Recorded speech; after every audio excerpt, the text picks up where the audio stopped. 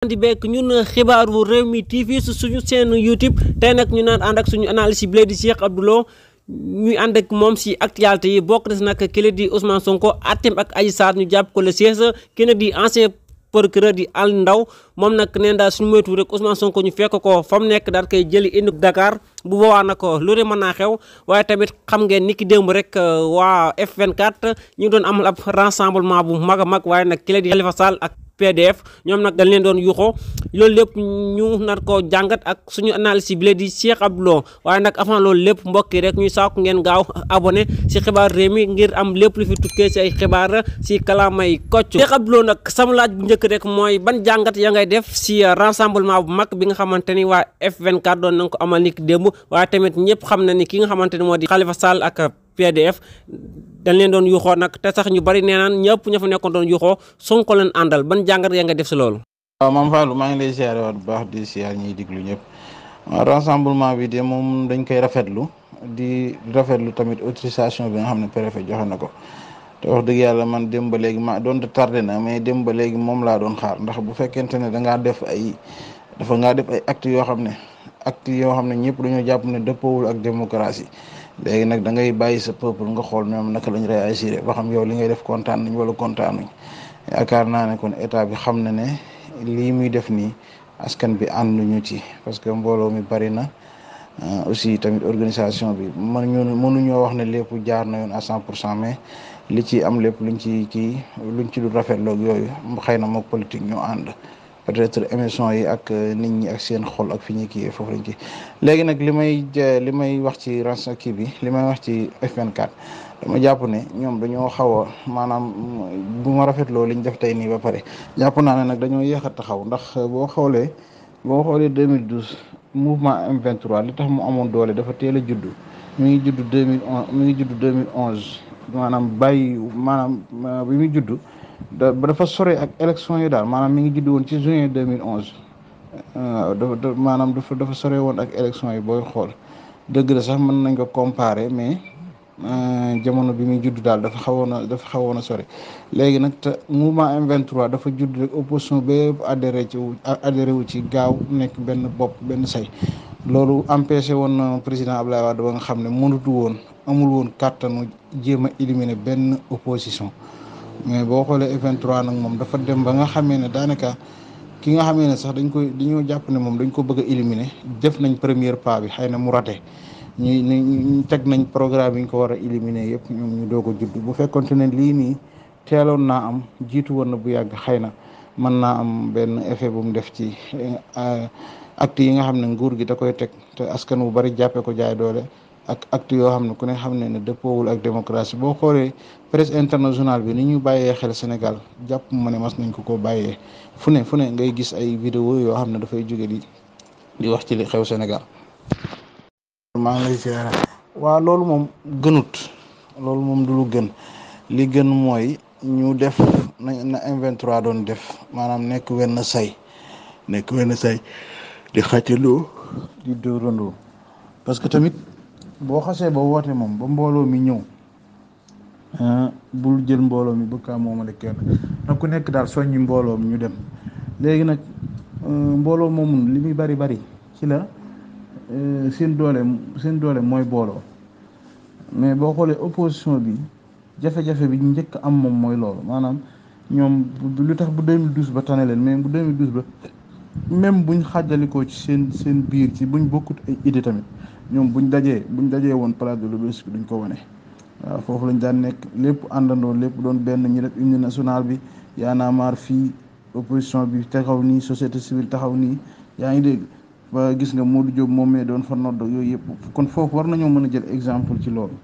ñi nga xamee ne ñoo ànd ak Sonko moom buñ jàppee ne ñoo ëpp doole ci mbooloo mi tamit foofu du waruñu ko faa wane ndax fi ñu leen di xaar pour ñu wane ko fa mooy bu fekkente ne mbooloo mi am nañ ko mooy bis buñ bëggee jaay Sonko doole ñu taxaw riposte ne ko kenn du ko jaay doole foofu lañ leen di gën a xaare ci ay rassemblement yu mel nii yoo xam ne lii nii dañoo war di fexe ba nga xam ne buñ fa dajee rek mu saf Sénégal bañ a saf benn opposition ñëpp xam ne lii moo tax a jug dajee mi ñu xam ne Sénégal la ñuy xeexal ku mel ne Pape Djibril Fall man ba nëgë ni xamaguma mënaguma wax lan moo tax ba nëgë ni ndawu Sénégal tamit mënuñu ko comprendre parce que dafa am nit yoo xam ne ñoom dañuy xaw a dañuy xaw a dafa am daa ku nekk ak ni ngay dundee daal. Pape Djibril Fall peut-être moom mën na am méthode boo xam ne moom lay dunde jàpp na ne réew mi nii nga fi war a waxe nii nga fi war a doxe léegi gis-gis boobu mu am nag ñi ko am gëm ko ni mu ko gëmee mën nañ ci ànd ak moom jàpp na ne réew mi peut-être amul lenn loo xam ne xeex moo la ko fii may faw lu mën a doon da ngay toog waxtaanee kook ndaw ñi jéem leen a convaincre jaar ci yoon wi pour am ko mooy troisième voie bi muy woote troisième voie boobu muy woote nag képp ku ci ànd ak moom tamit warut a tax bu ñëwee di wax nga di ko yuuxoo kon jàpp naa ne Pape Djibril moom bële dañ koo tooñoon bii tamit dañ kaa tooñaat ndax moom ba nëgë ni bu fekkente ne ci li ñuy gis ci image yi ci saahir ak ni muy doxee ba nëgë ni mënoo koo dendale ak gouvernement kon nag wax dëgg yàlla war nañ koo mën a comprendre niñ comprendre ñeneen ñi warut a jël foofu kàddu ñu ko yuuxoo loolu des koy ñaaru nekkul lu war a am. bu fekkee ku mel ni Khalifa Sall nag moom wax dëgg yàlla man samay jàngat moom damay jéem a ànd ak lu logique man mi sama bopp mi nga xam ne maa ngi wax nga may dégg tamit may jéem di wax te yàlla tax Khalifa Sall wax dëgg yàlla mënee su ko moom man seenuwuma ko fu woon sax nag. mais comme ñëw na bu waxee ñu yuuxoo ko man su ma doon mooma mag laa homme d'état laa xam naa cër bi ma sénégalais yi joxoon xam naa fiñ ma tegoon xam naa ni ma sénégalais yi tegoon xam naa yar bi ma sénégalais yi jox léegi man su ma demee sama kër damay jàngat ma xam ne kon peut-être man tey su ma waxee ñu yuuxoo ma peut-être am na beneen tournure bu ma jël kon déjà man yoon wi ma jël moo baaxut ma daal di teel a dëpp man su ma doon mooma jàngat boobu laa ciy def parce que nañ waxante dëgg askanu Sénégal wii dañoo sonn fii ñu toll nii képp koo xam ne yaa ngi jéemi jege Macky Sall nii di ko solliciter ak di am ci moom soutien wala ngay am ci lenn looy wax ak moom mënatuñ laa wóolu parce que wax dëgg yàlla nag suñu waxantee dëgg Macky Sall ni mu yore réew mi ak ni mu ko téewe ku wax rek te yàlla tax xam ne nekkatul république moom réew ci république royaume la ñu jëme parce que bu fekkente ne moom dafa mel ne dafa jël pouvoir bi def ko noo xam ne nekkatul pouvoir république pouvoir royaume la ndax bëgg lépp loo xam ne bëgg na ko def lu mu ñaaw da koy def lépp loo xam ne waroon na ko def te arrangé wu ko lu mu rafet du ko def waaw xoolut li Sénégalais yi bëgg li mu bëgg lay xool léegi nag kooku noonu képp koo xam ne yaa ngi ànd ak moom ci noonu tamit boo ñëwee ci jàkkaarloog sa askan di wax buñ la yuuxoo da ngay xam ne bañuñu la lañ sobe sañ bañ moom nga taq boo sangu jee rek danañ la baal. loolu mooy li ma la wax léegi maanaam ñoom toujours Macky Sall day fexe ba am ba copte kenn ci ñoom bu njëkkoon am na ñu ngi ko doon jàppee mais tey jii boo xoolee Khalifa Sall la ndax Khalifa Sall xam nga sortie bi mujj yi bi ko Pape Alé Niang dalalee ak itam. li mu ak li Barthélémy Dias foofu li ñu wane daal boo leen xoolee dañu gi léegi nag moom Macky Sall loolu lay joué maanaam day fexe ba am ci yow dara téye ko ci la xamal ne kat lii ma téye ci yow mën naa la koo defal ngir sa intérêt mais du ma ko def ngir Sénégal xam nga tey bu ko doon def ngir Sénégal ni mu koy defee mooy day dem day yable rek ensemble ñu def amnistie bi ñu kii mais boobaa du jar ay dialogue yoo xam ne da nga koy def dialogue yoo xam ne parce que dialogue maa ngi dégg keroog ñuy wax ay milliards yu ñu ci war a def maanaam dialogue ban dialogue la ñu war a def ay milliards loolu tamit lu jar a laaj la léegi Khalifa Sall boobu noonu moom nga xam ne daf ne moom naa bokk rek nga xam ne kon moom acte bu Macky Sall mën a teg moom pour mu bokk moom ñaawlootu ko xam nga wax tamit dafa xaw a jafe léegi nag Khalifa moom dafa def ne dafa dem ba gis ne naa bokk rek léegi nag bu boobaa yow bu fekkente ne même boo da ngaa war a bokk waaye nañ éliminer sa morom tam nekk ci opposition bi nga war a bokk kooku boo ñëwee boo jàkkaarloog ay militants ak ay sympathisants buñ lay yuuxoo mën nañ ko bañ a tey moo tax diviser boobu am ci seen biir du lu gën te mënta tànk mi ngi am mënuñu am réussite totale te li koy waral mooy Macky Sall moo koy def toujours dina utiliser pouvoir bi nga xamee ne Sénégal ñoo ko dénk pour Sénégal, dina utiliser justice bi nga xam ne Sénégal ñoo ko dénk pour Sénégal, dina utiliser police bi nga xam ne ñu Sénégal ñoo ko dénk pour Sénégal, dina utiliser gendarmerie bi nga xam ne ñoo ko dénk pour Sénégal. yooyu yëpp Macky daf koy utiliser ngir opposition bi. yooyu yëpp Macky Sall daf koy utiliser ngir intérêt personnel la. léegi nag kooku soo ko jegee lu mu néew fu ngeen laale boo wëlbati ko nag dem ci Sénégalais yi nga xam ne dañoo pare pour tàqali ko kooku, il fallait que ñu yuuxoo la. d'accord, comme yuuxoo yi am ci rassemblement bi peut-être dañ koy jàppe ci ñi fa teewoon, mais kenn mënul wax ne réussite amul, parce que réussite am na. mais boo sukkandikoo foofu bëgg na réussite amul rek bu boobaa da ngay juum. da ngay xool lan moo indi juunoo bi. léegi nag président bi fi nekk toujours mooy indi juunoo bi, moom nekkul opposition moom, mais toujours moom moo leen di jaxase. parce que toujours dana fexe ba téye ci kenn dik ko ay privilèges yoo xam ne day yaakaar ne privilèges yi ko Macky Sall di jëkk askan wi mënuñu koo jox. moo tax dafa jot suñu politiciens sénégalais yi ñu yeewu te màgg te xam ne am na foo xam ne boo bëggee yor réew wala nga bëgg a diriger pays bu mel ne Sénégal, ay sëriñ nekk fi, ay borom xam-xam nekk fi, ay sëriñ daara nekk fi, ay école lu nekk am pilaat. maanaam xeet yoo xam boo xoolee Sénégal ni mu composé woo nga xam ne dafa xaw a compliqué. boo bëggee yor réew mu mel noonu da ngay xam ne kon nag benn président bu ñu teg fee rek warulaa digg yenn privilège yi rek tax nga bëgg a sacrifier ñi nga doon àndul ñëpp. loolu soo ko defee rek da ngay bor sa askan. te nit boo sa askan mënoo leen a joxoñ ab saaga ba pare taxaw ak ñoom na duñ la jox. Aliou Ndao nekk ancien procureur moom nag li wax daal moo di rek bokk na si ne Ousmane Sonko daal su moytuwul ñu fekk ko foofu mu nekk daal koy indi Dakar ñeer àtteem bi nga xamante ne mooy dox entre moom ak Adji Sarr. loolu nag tax na actuellement ni ñu bari si waa Pastef ñu ngi rassemblé wu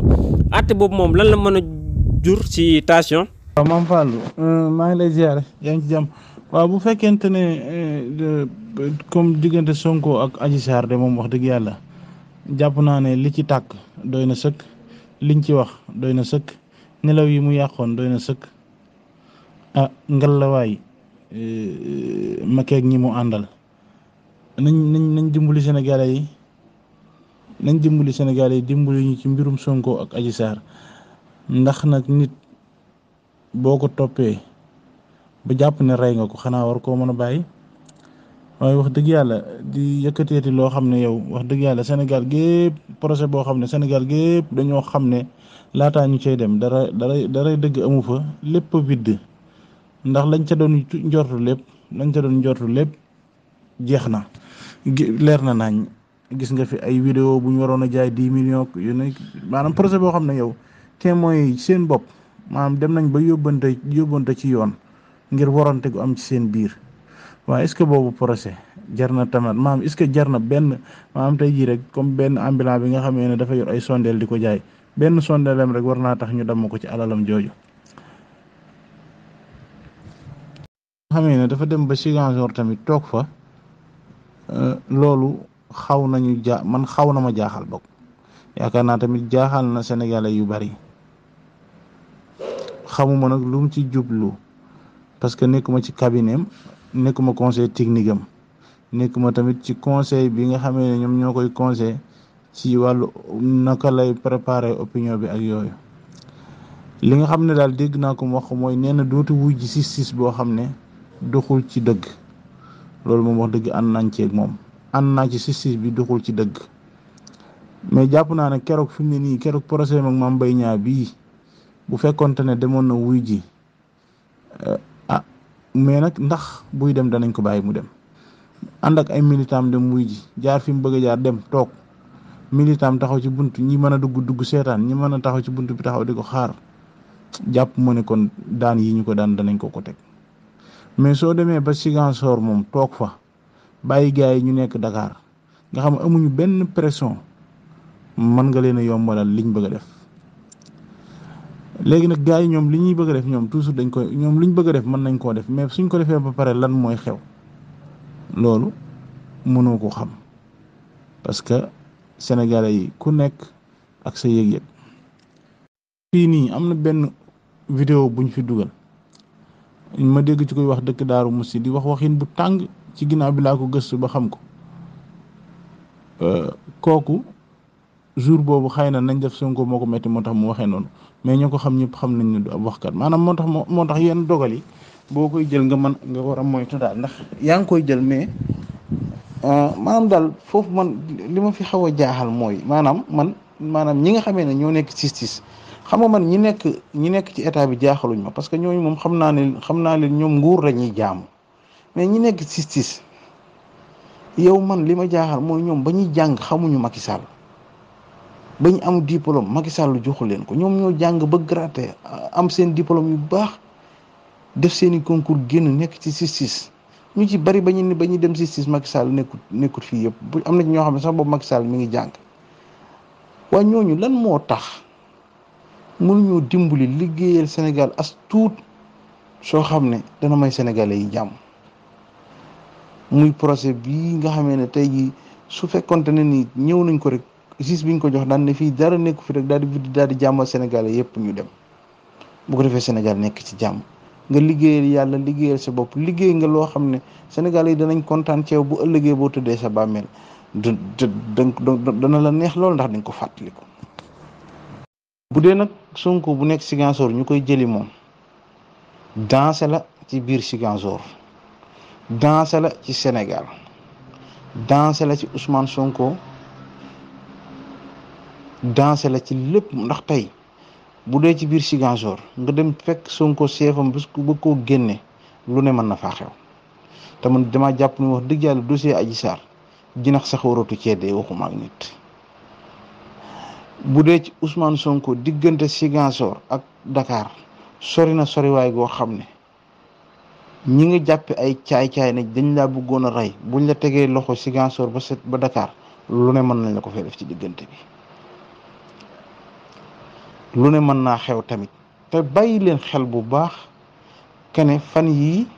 déggaat nañ ne ñi ngi naan ay attaque MFDC am na Ziguinchor ba nangam ak nangam te man gisoon naa fii leet naa bu taxaw ne fii dara desatu fi raxas nañ ko ba mu set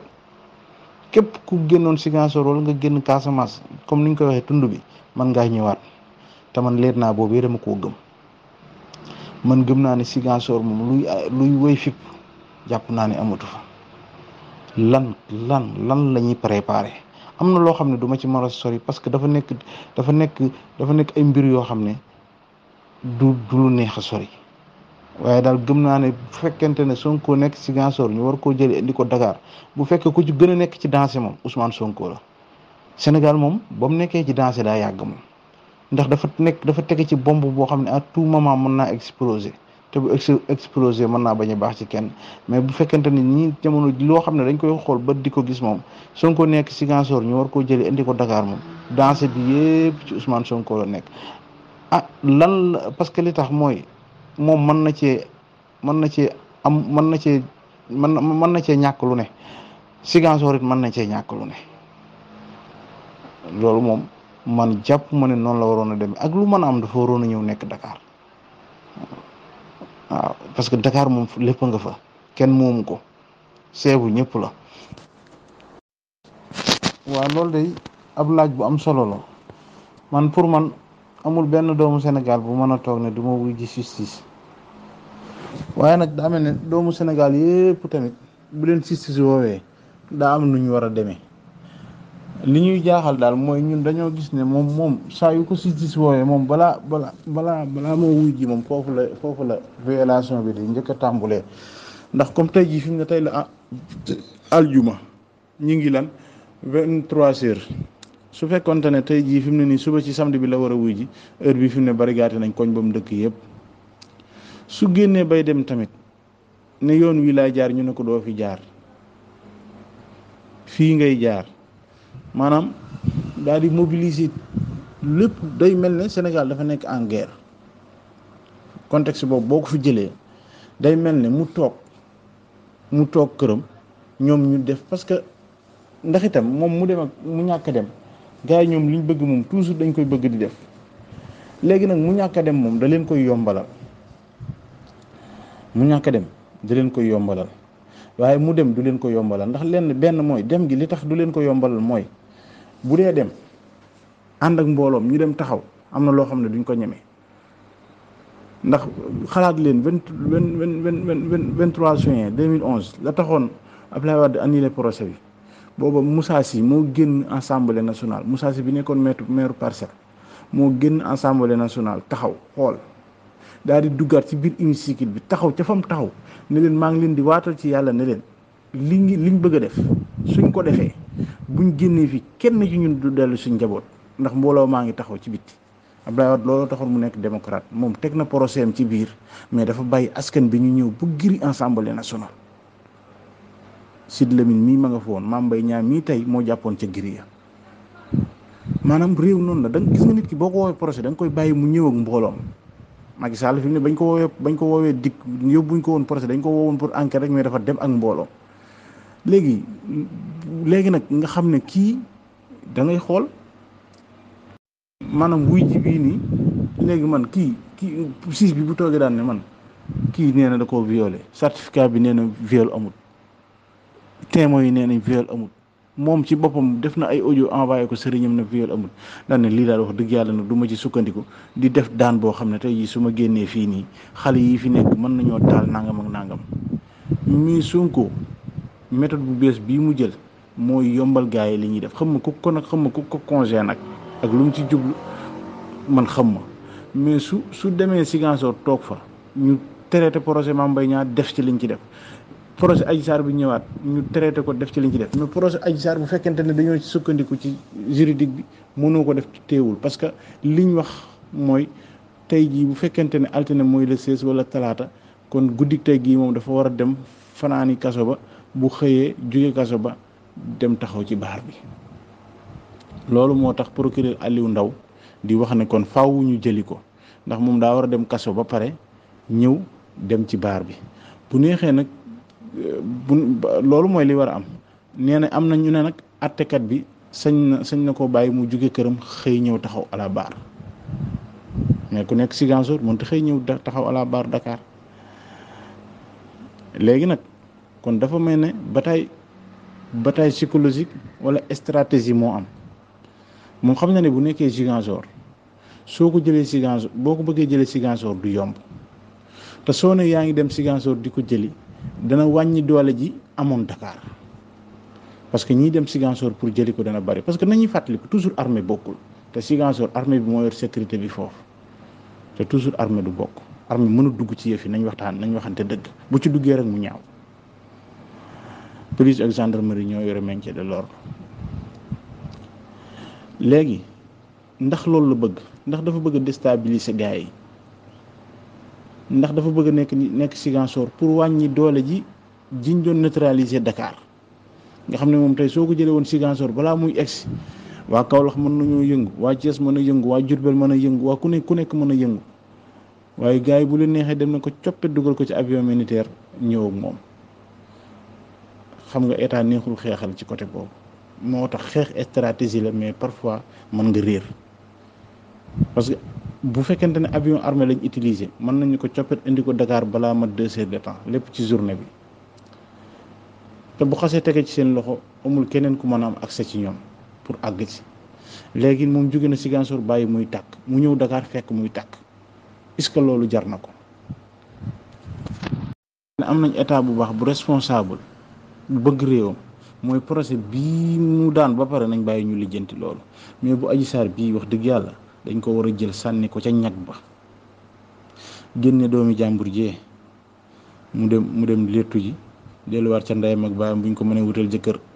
xëy na am na fii ci groupe bi ñu nàkkul ñu ko fi napp wala am na ñeneen ci politiciens yi ñu ko ci napp am na sax ñu ma déggoon ñu ne bëgg dañ koo takk ko mel na Farba Ngom ñu takk ko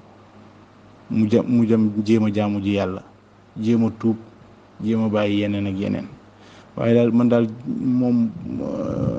jël jigéen daal di ko utiliser ngir taal réew mi metti na ma lool waaw fi may jeexale nag mooy jàpp naa ne amul benn sénégalais boo xam ne war nañ laa woo nga ne doo wuy ji mais nag sénégalais bu nekk bu fekkente ne tamit dangaa dem bañ xañ la sa droit yëpp yow amatoo benn droit mënatoo gëm ñi nga jàkkaar lool parce que yow da ngay gëm ne lii nga jëm du sis ay complot yu ñu fa teg la xam nga loolu man mii di wax sax nag wax dëgg yàlla su ma waxee te yàlla tax ma xam ne maa ngi waaj a tëdd su ma tëddee xamal naa yeewam déet su ma wax la yàlla xam naa ne tamit Sonko li muy wuy ji du sis dëgg la nag fam jëm mooy këru justice gi mooy këru yoon gi kuñ fa woo da ngaa war a dem ndax charte réew mi moo ko tënk mais ñan la fay fekk tey projet en appel Mame Mbaye Niang bi siis bi ko waroon a siisee wax naa leen avant ñuy wari laa ne leen fii jëlee nañ ko Dakar yóbbu ko Tamba gi lan la xam nañ ne ku ragal yàlla la xam nañ ne su ko atee rek ñi ma xam ñi ko xam ba ma amee ci ñoom information bi dañ ne su jotoon ci projet bi da koy acquitté